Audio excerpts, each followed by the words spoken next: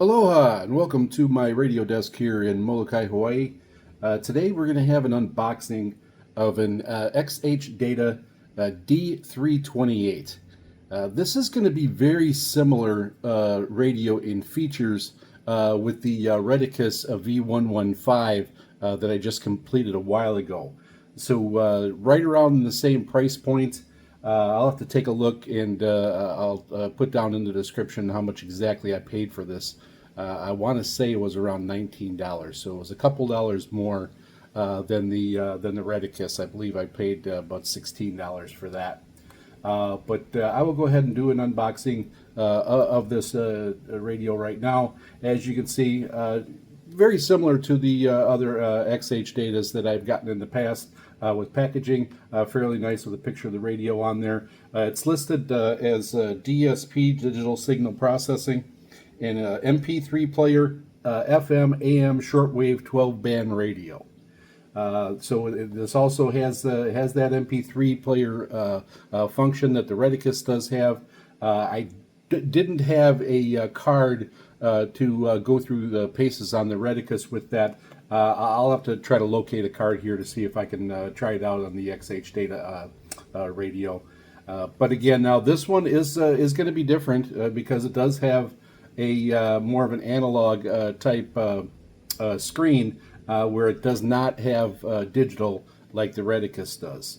So we'll see how that ends up playing out. Definitely the controls on this one are going to be a little different.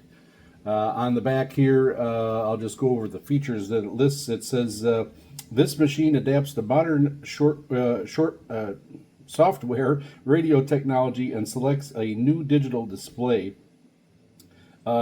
Digital signal processing, DSP, demodulation chip of the USA Silicon Labs, which greatly improves the radio's performance, consistency, stability, selectivity, and anti-interference ability.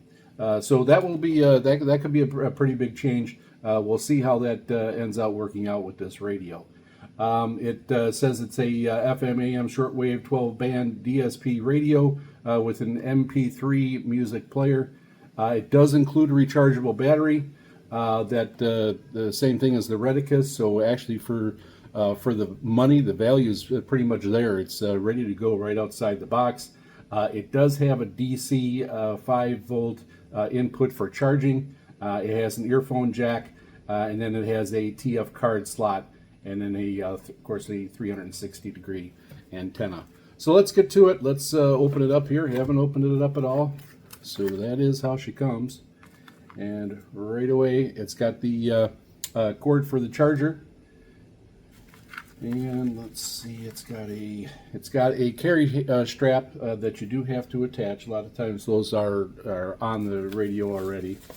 Radio's got bubble wrap, and it looks like some very simple instructions, and I'll kind of go through those a little bit later.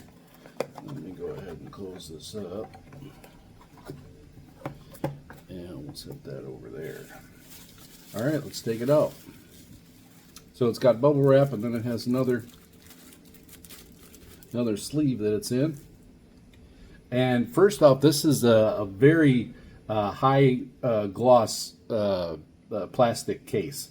Actually, it's kind of nice. It feels a little I don't know, a little more low grade plastic compared to the Redicus, maybe slightly, but really high gloss. So really kind of sets this radio off for sure. The disc here for the speaker is not as open as the Redicus. I had mentioned on the Redicus that speaker, you can actually see the speaker because the holes were so big. This does not have that. You can tell right away from the screen, it's definitely going to be different than the Redicus because it does not have the digital display. But so you'll have to go through this. There's a slide down here on the radio that you're going to have to click, and it's going to go, the first two are FM, and it's got little notches underneath so you can see where you're at, and then it goes to midwave, and then it goes through the shortwave, and the shortwave goes from 1 all the way to 9. And then as you can see on this large display here, it starts out with 1 and then goes to 9. So that will correspond to what shortwave that you choose down below. Then that would be the line that you'd look at on the larger display here to see where it is, what station it is on. The midwave is along the bottom, so when you have it set at midwave down here, that'd be third click. You'd use this as your graph, and then at the top is FM1 to FM2. So FM1 is 87 to 108 megahertz, and FM2 is 64 to 108 megahertz. All right, let's go to the side. Nothing on this side. The bottom has two little feet on there. Don't know if they do much. And then on this side we have a headphone jack, and we have a volume control wheel. So right away, there's a couple features on this one that I definitely like over the Reticus. And right here it has a tuning wheel.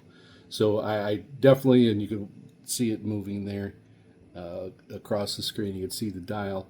It's actually got a nice feel to it. It's a little stiff, but if you go really slow, it does.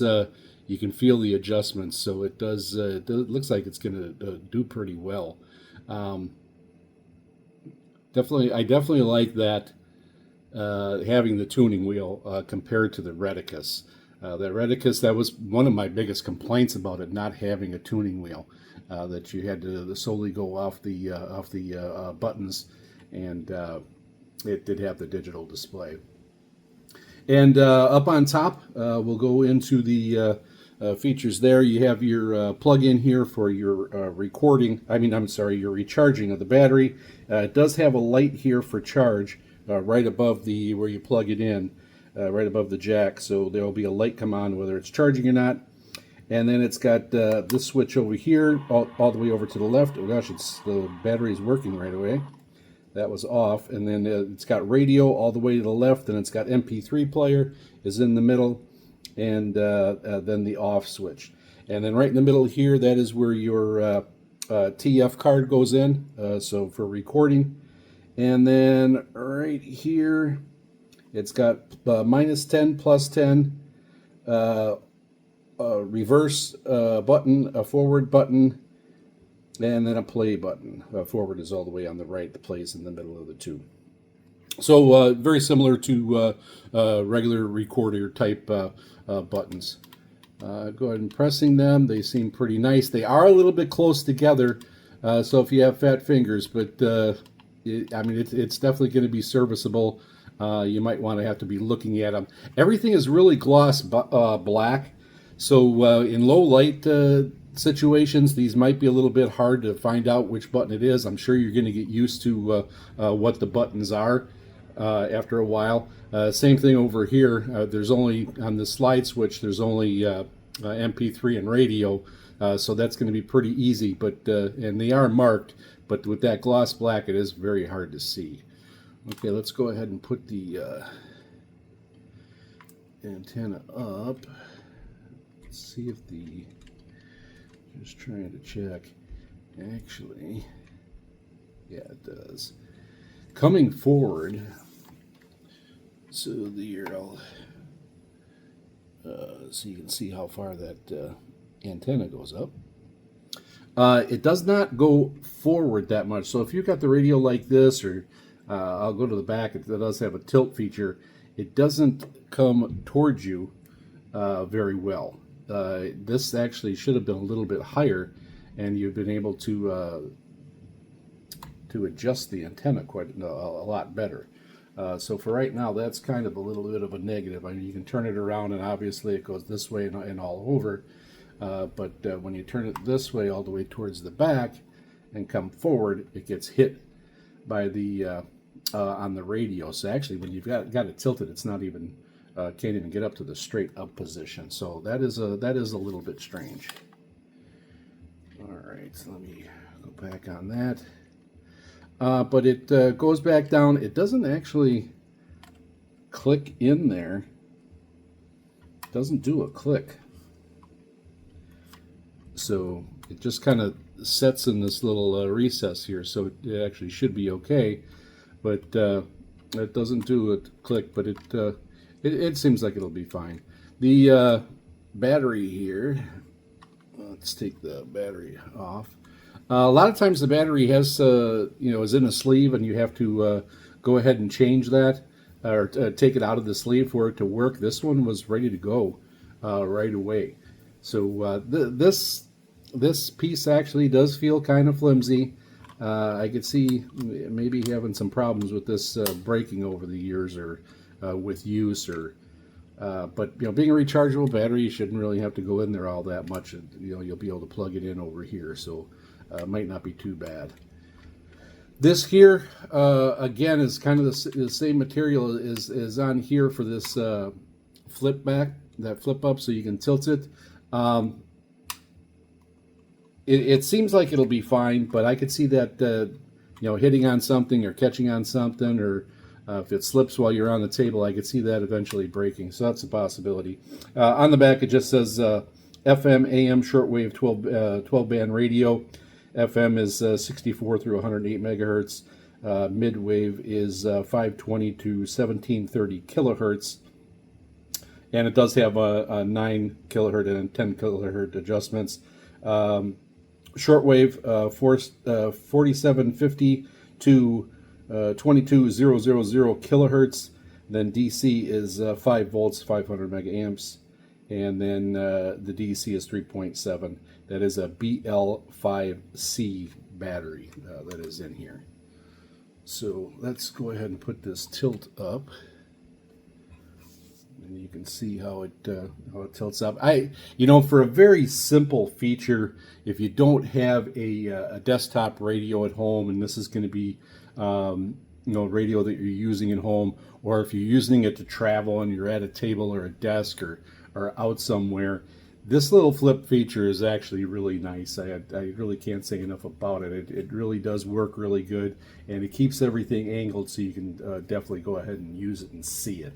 So let's get this radio up here, and let's kind of go back that way. And then let me take a look at the instructions, and let's see how much there is here, so you can see that.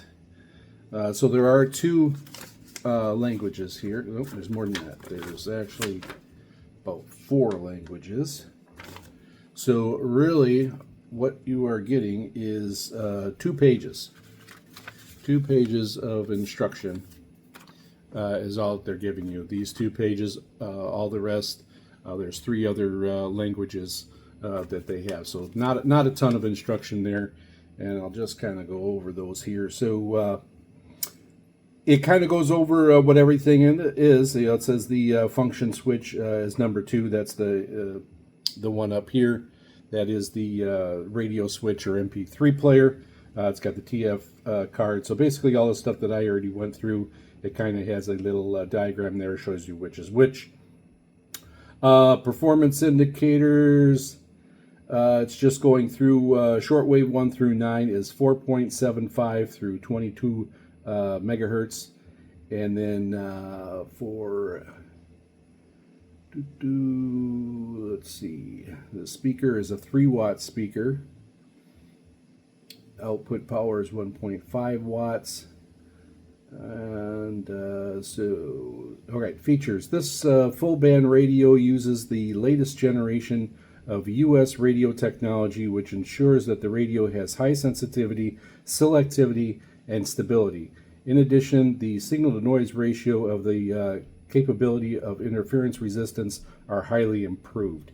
Now, I did do the D219 from XHDATA, and that definitely was an issue with that radio. So with the DSP here, I'm expecting this to be quite a bit better. There was a ton of overload. You lost quite a bit of frequency range with that other D219. If you were in an area that had a strong signal coming in, you wiped out a lot of your frequency under it or above it. It just totally blew it out, so you wouldn't be able to pick up other stations. So depending on your location, that could have been a really big issue. That radio was cheaper, it was about $9. So compared to this one being around $19, it's twice the price. but it hopefully will solve that issue, and we'll be checking that out as we go through it and put it through its paces. The radio has a simple mechanical switch that allows you to switch functions on the radio. The traditional analog frequency display can reduce the electromagnetic interference caused by MCU, the microcomputer frequency conversion, ensuring a high signal-to-noise ratio, high sensitivity, and better value for your money. So they don't have that digital display saying that it helps with the better signal. An economical and environmental friendly lithium battery is used, a 3.5 millimeter headphone jack, breakpoint memory during MP3 playback, an LED digital display during MP3 playback, high quality speaker with a PU edge is used for good sound. Now for the radio functions, it said move the function to radio, turn the band selector knob to your favorite band, and then adjust the volume to your appropriate volume. Slowly rotate the selector button until you get a strong signal. So pretty basic stuff here. While listening to FM or shortwave broadcast, pull out the telescopic antenna to rotate to the direction for gain to get the best reception performance. And while listening to mid-range broadcast, rotate the radio's body angle to obtain the best reception. So it's got the internal antenna, so you'd want to turn it like that and not have the telescopic up for AM. Basic stuff. Charging the battery, when you are using this unit, it sounds much better, much quieter, and audibility distorted. MP3 playback, restart again and again, or the unit turns it off automatically. It proves the battery runs low, then you should charge the device immediately. If the unit is not used for a long time, remove the lithium-ion battery for the battery compartment and store it in another place, at least every 1 or 2 months to ensure the lifetime of the battery. So just the basics there on battery. Some of the translation here in these instructions is a little clunky, but that's kind of to be expected. For safe and quick charging, please use the original radio 5 volt 1 amp. A charger with a stronger power charges the battery faster. A full charge will take 6 to 8 hours. So that's quite a long time. So they're telling you for safety reasons, use the one that's on the radio, but you can use a faster charger. Ensure that the battery is not inserted reversely to avoid damage to the battery and extend its service life. And then the charging indicator, there is a light. When this unit is charging, connected to the USB charger, the charging indicator lights up. So it'll just light up for you when it is charging. MP3 playback, set the function switch to MP3. Insert the TF card into the shown interface to load and play back the recorded MP3 files. So basically just use your controls on top.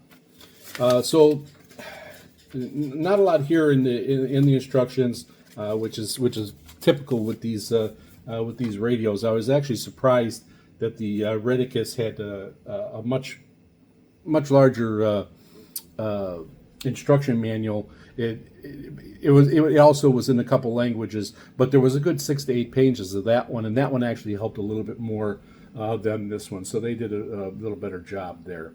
I'm going to go ahead and put this on. We'll put it on. We're going to put it on FM, I guess. We'll go to FM2, and we'll see what I can get on FM. Here, again, I'm on the island of Molokai. I'm across the channel from Maui, where most of the stations I'll be able to pick up are from. Maui, straight across the channel is about 13-14 miles. The radio stations are probably a good 20 to 30 miles, and some of them on the other side of the mountain. Haleakala's over in that area, and there's a couple other mountains over there, which would kind of hinder a little bit. Get fairly well in the car, but let's go through the FM and see if I can get anything here. Now I will have to go by it of course if it's music, because I don't want to hit a copyright. So let me turn this off again, and we'll start it all the way from the beginning, and then we'll go over.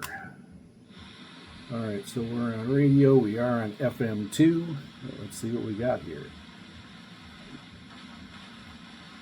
I'm going to kind of get a little bit closer so I don't know if you'll be able to see the dial going.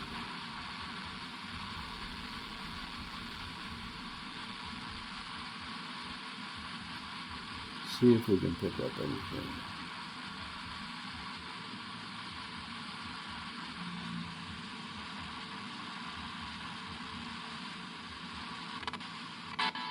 A lifeline for those. This is CSN Radio, glorifying the Lord before the eyes of men. Okay. That one's definitely coming in really well.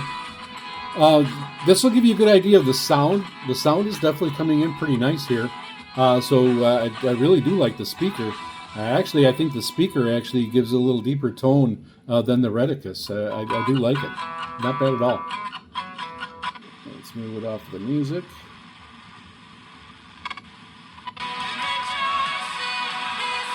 Again, that one's coming in nice and strong.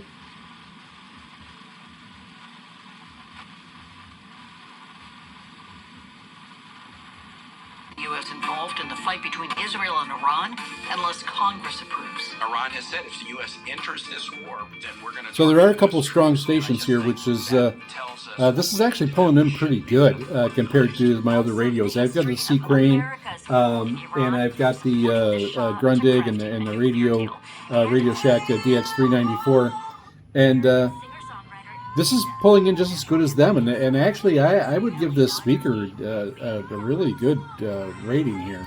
It's actually coming in really nice, and that might have to do with the case itself. You know, which resonates the sound a little bit, but the speaker does a really good job. I'm really impressed with that. Not bad at all there. Whether U.S. forces would strike Iranian nuclear facilities. So very good. Has more on the prospect of very good there. U.S. involvement.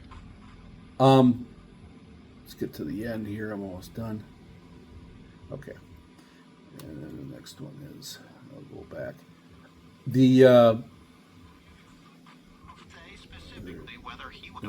I got it on FM1 now.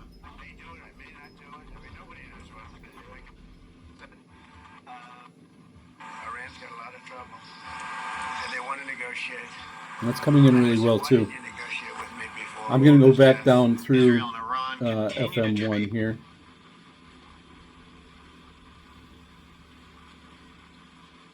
Now, one thing about going through the bands here, especially on AM, FM, midwave, and the FM bands. Here in Hawaii, there's only so much, and with the distance, you're not going to get a ton of stations. So to actually tell if this is a sensitive or good receiving radio on FM and AM, it's really hard to tell because the stations that come in are actually fairly strong, like this one here. There are quite a few stations over on Oahu, which is going to be about 30-35 miles away, and a little bit farther depending on where they are on the island. So this is going to be a mixture of what you're getting here, and it's really similar to what I've gotten on my other radios. But I do want to say that again that the sound definitely is impressive with this radio so far. Really happy with that. Okay. Now I'm gonna end this video here. On the I'll be doing shortwave. I've got a couple of antennas that I'll be able to exterior antennas that I'll be able to clip onto the telescopic antenna here, and so I will compare them like I had in the past to the Crane, to the C Crane Skywave SSB2, which is more of a higher end radio, and that usually does pretty well. But the Redicus, held its own with that radio. One thing that the Skywave did do better, it did pull in weaker stations better to where you can hear them, and the Redicus did not. So we'll see how this one holds its own against the Skywave. Those will be total separate videos. And so I'll pick some weak stations and some stronger stations, and then you can hear the difference. I honestly think that this XHDATA D-328 beats the Skywave with the speaker. I'm kind of impressed with this speaker. It does sound pretty good. So I will also throw my desktop, my Grundig Satellite 800 Millennium. I'll throw that on there too, just to get a total comparison. That, of course, has a really good speaker and very good sound. But we'll be able to, so you can get the 3 ranges there. I kind of wish I still had the Reticus, so I could put those two head to head, because they would be more of a comparison, being a couple dollars apart. But you'd be able to go back to the Reticus videos, and I'll have those linked, and I'll have them on the end screen. I'll have that playlist where you can click on those, and you can see the videos that I'm going to run the same comparison on this one. I'll put the Skywave right next to it. I'll turn the one on, shows how it goes for about a minute or so, and switch over to the other radio, and you can hear the direct difference.